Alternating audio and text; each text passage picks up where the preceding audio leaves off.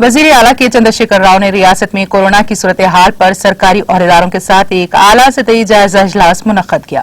प्रगति भवन में मुनक्कदा इस जायजा इजलास में चीफ सेक्रेटरी हुकूमत तेलंगाना सोमेश कुमार, सेक्रेटरी महकमा सेहत व तबाबत Rizvi, health director Srinivas Rao, DME Ramesh Reddy के अलावा दीगर अहदेदारों ने शिरकत की।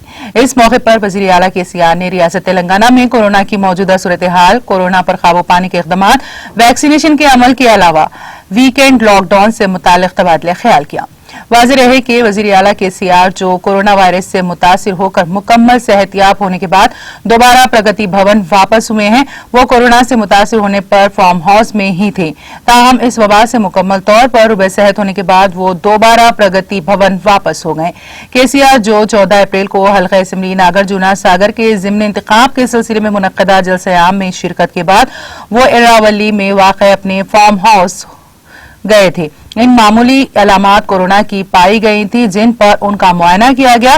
गुज़िश्ता माह की 19 तारीख को वो कोरोना से मुस्बित पाए गए थे, जिसके बाद डॉक्टर्स के मशवरे पर उन्होंने खुद को अलग थलग कर लिया था।